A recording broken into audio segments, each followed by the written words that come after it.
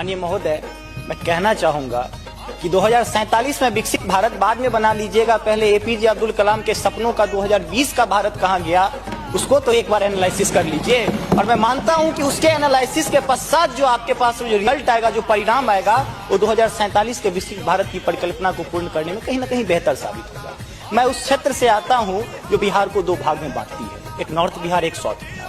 हमारा मिथिला का रीजन 6 महीने बाढ़ के पानी से ग्रसित रहता है। जब मैं राज्य सरकार से पूछता हूं तो कहती है कि विदेश का मामला है भैया, नेपाल पानी छोड़ देता है, मैं क्या करूं, उधर से चना डैम बना देता है। अब तो राज्य में भी सरकार आपकी है, केंद्र में भी आपकी है, तो प्रभु कृपया कुछ तो मदद कीजिए।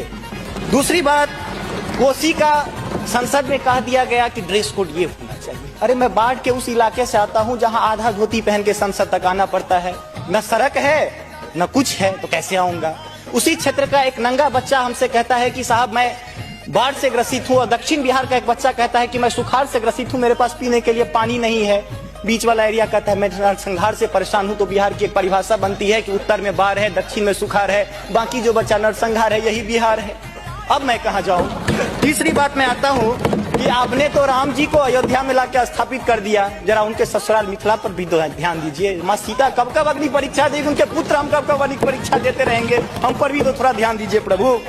बाढ़ का पानी जब हमारे बिहार से निकलता है तो लगे लगे बंगाल चला जाता है, और जो भी हमारे पास रोजी रोटी रहती है खत्म हो जाती है। तो मेरी पत्नी भी कहती है कि लागल लागल सजन धक्का सलम कलकत्ता चल, अब कितना आगे जब आगे आते हैं। और पर्यटन की पर्याप्त संभावना है। एक बार आप कृपा करके देखिए, पर्यटन मंत्री बैठे हुए हैं, अब ताजमहल मुमताज महल की याद में बना, आपने उसको 7वां अजूबा में शामिल कर दिया। अरे हमारे यहाँ गया में दशरथ माँ जी छेनी लेके पूरा पहाड़ तोड़ दिए, इससे बड़ी और क्या बात हो सकती है। उसको पर्यटन के लिए रखिए।